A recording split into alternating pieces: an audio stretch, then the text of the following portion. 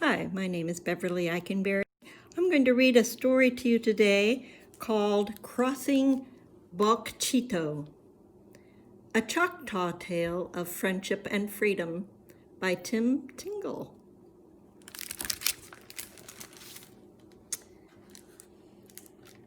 There is a river called Bok Chitto that cuts through Mississippi. In the days before the war between the states, in the days before the Trail of Tears, Bok Chitto was a boundary. On one side of the river lived the Choctaws, a nation of Indian people. On the other side lived the plantation owners and their slaves. If a slave escaped and made his way across Bok Chitto, the slave was free. The slave owner could not follow. That was the law.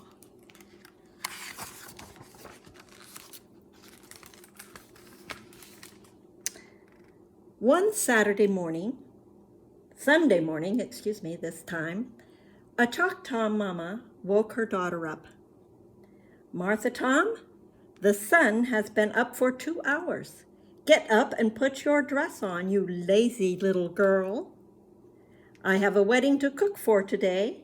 Take this basket and fill it with blackberries. Now hurry back." When Martha Tom couldn't find blackberries on the Choctaw side of the river, she did something she'd been told never to do. She went crossing Bok Chitto. The only way to cross Bok Chitto in those days was a stone path just beneath the surface of the river. Only the Choctaws knew it was there, for the Choctaws had built it. When the river flooded, they built the stones up. When the river sank in times of drought, they built the stones down, always just beneath the muddy surface of the river.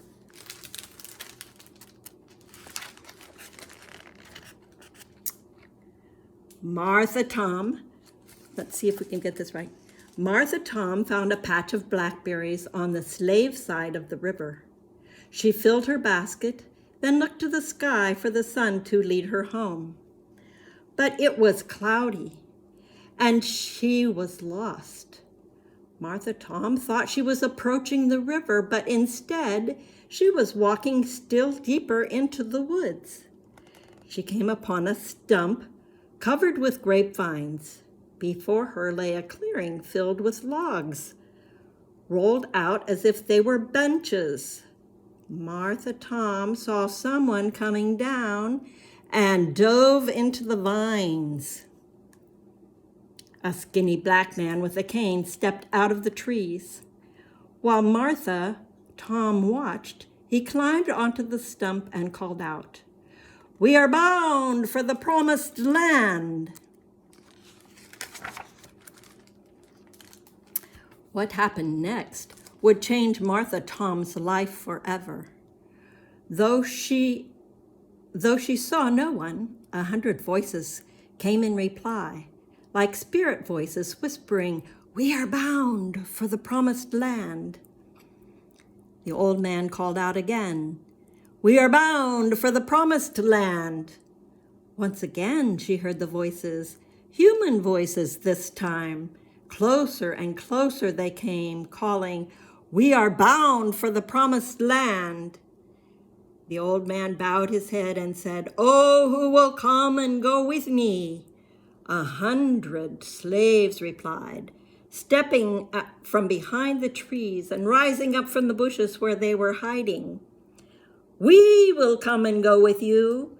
We are bound for the promised land."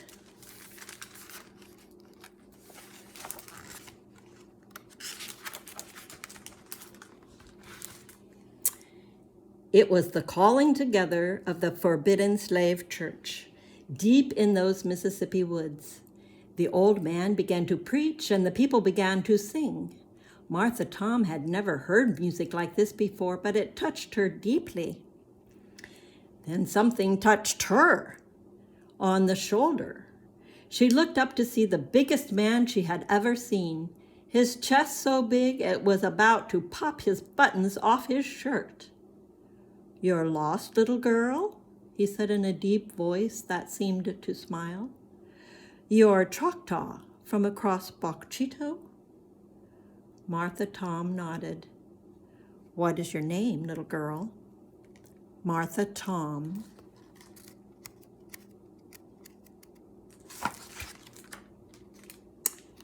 Well, Martha Tom, I'll get my son to take you back to the river.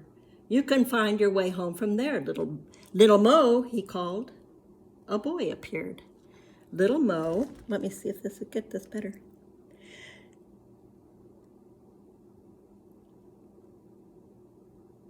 Take this girl is lost. She is Choctaw from across Bok Chitto.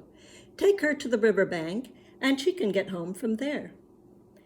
Daddy, I better not do that, said little Mo.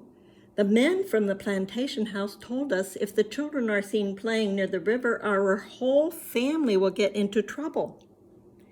His father knelt down to little Mo and said, Son, it's about time you learned. There is a way to move amongst them where they won't even notice you. It's like you're invisible. You move not too fast, not too slow, eyes to the ground. Away you go. Now give it a try and get this little girl home.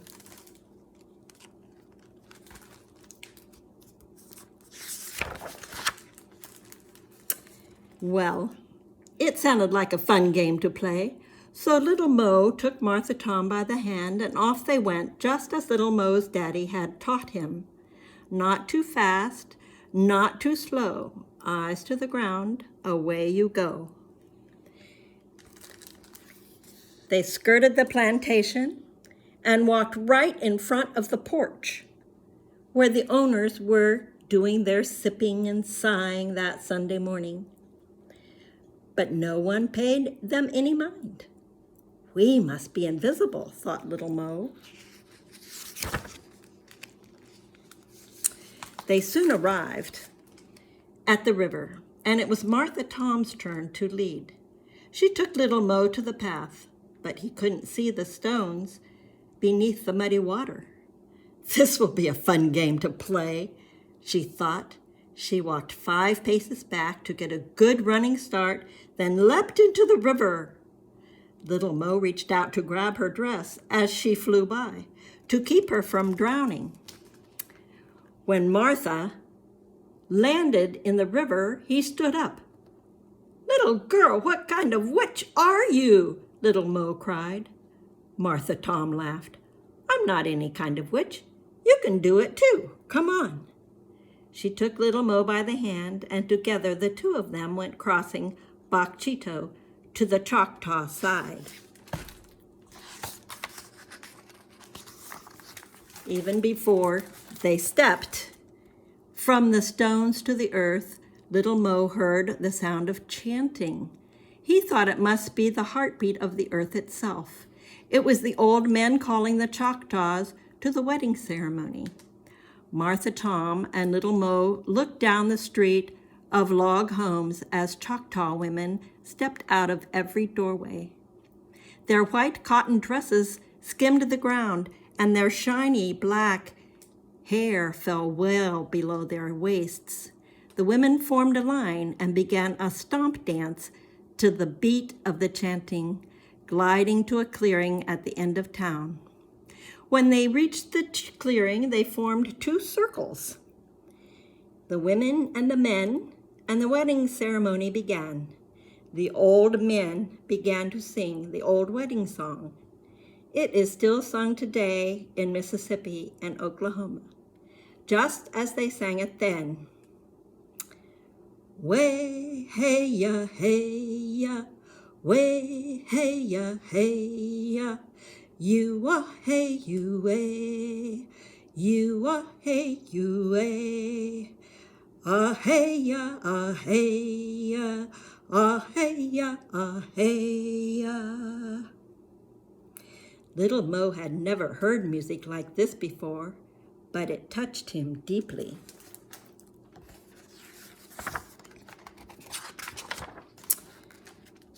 Then something else touched them both on the shoulder.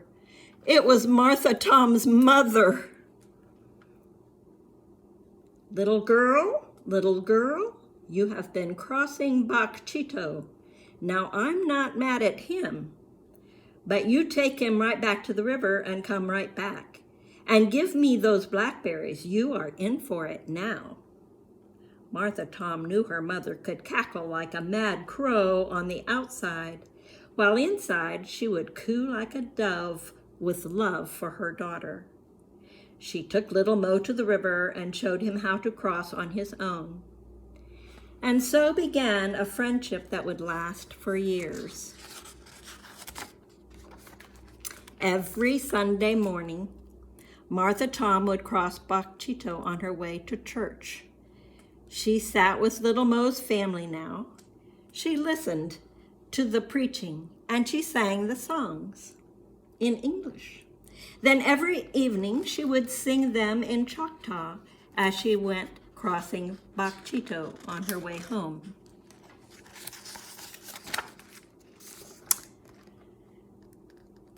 Then one day, trouble came. It always does, in stories or in life, trouble comes. There was a slave sale, and 20 slaves were sold. They were to leave for New Orleans the very next day before sunrise. The men from the slave households were called together to listen to the names being read.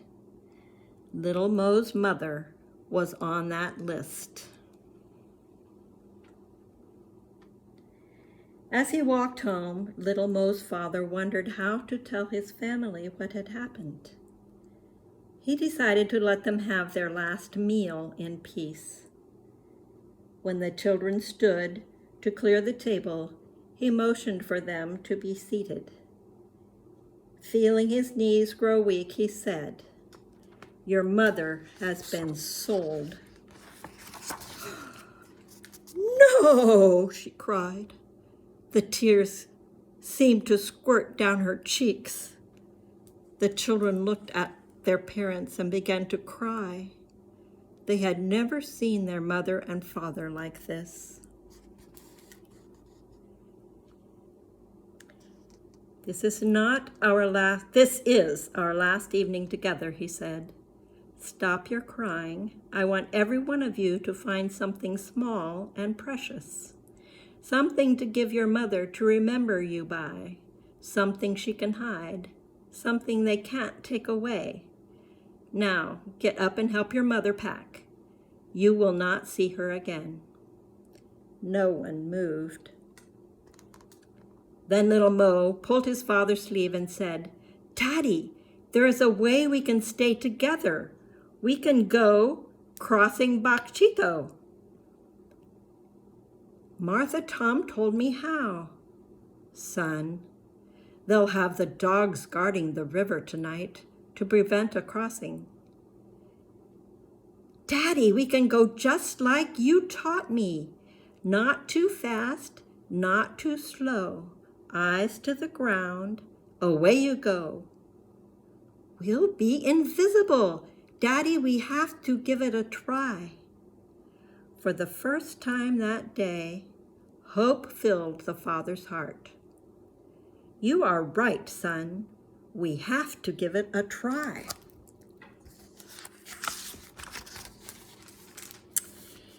He grabbed 7 burlap bags and gave one to each member of his family, saying, "Pack quickly, pack light.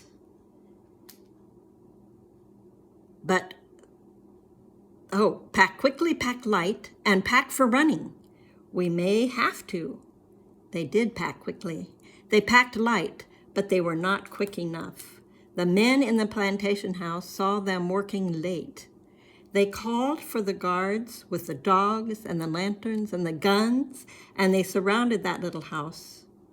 When little Mo's daddy stood with his family around him, he looked out the back door and said, "We could go out that way. It would be dark and maybe safer, but this night's journey is not about darkness and safety. It is about faith. It is about freedom. We will go out the front door.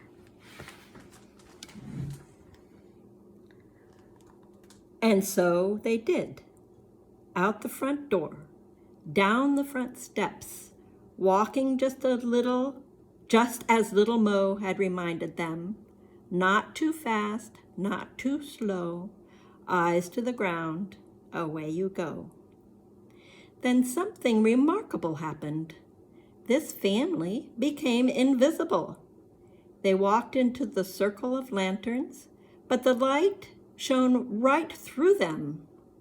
They walked so close to the dogs, they could have stroked the dog's fur. But even the dogs did not know they were there. They were invisible.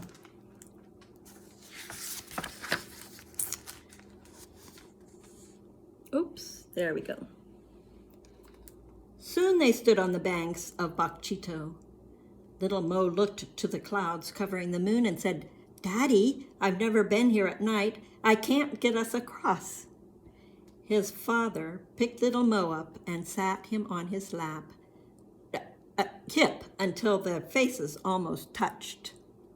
"Son, the hour is at hand," he said. "You know that we call you Little Mo, but you know that it is not your real name. Your name is Moses. Now, Moses, get us across that water." Moses leapt down and ran to the river. He dipped his arms into the chilly waters till he found the stone path.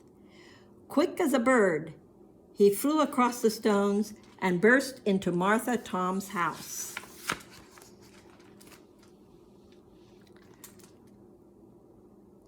"I'm sorry, I know it's late," he said, "but we are trying to cross the river. The men are after us, the men with the dogs, and the lanterns, and the guns. Can you help us?" Martha Tom's mother jumped out of bed and talked as she dressed. "Son, run to your family and hide them in the bushes near the path. Go now, run. You'll know when to come across. Go, I have work to do." She went to every home in that village, pushed open the doors, and called outside, "Women, put on your white dresses. Bring a candle and meet me at the river. We are having a ceremony tonight, the crossing kind." And so it came to pass.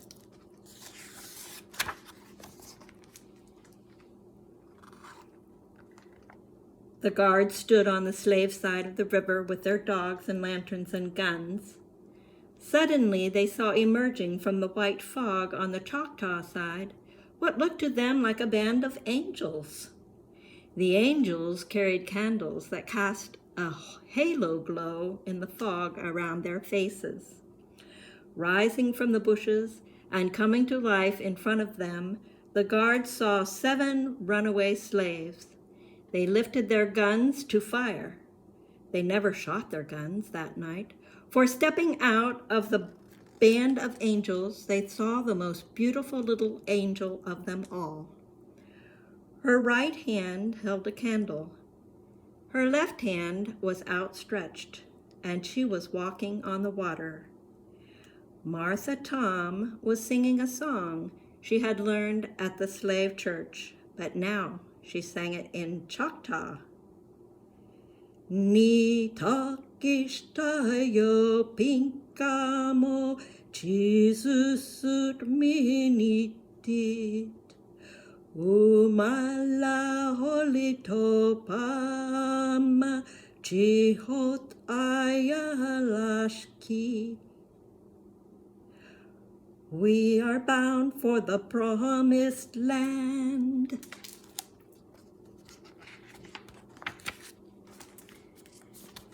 She took little Mo by the hand. He took his mother. She took the children. They took their father. And together, all 7 of them went crossing Bok Chitto. When they reached the Choctaw side of the river, they blew the candles out and disappeared into the fog. never to be seen on the slave side again. The descendants of those people still talk about that night. The Choctaws talk about the bravery of that little girl, Martha Tom. The Black people talk about the faith of that little boy, Moses. But maybe the white people will tell it best. They talk about the night their forefathers witnessed 7 black spirits walking on the water to their freedom.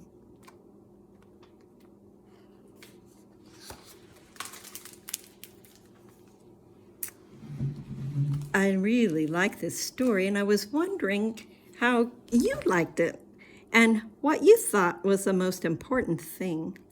What I especially liked was the friendship that developed between Moses and the Choctaw little angel, and how they helped each other.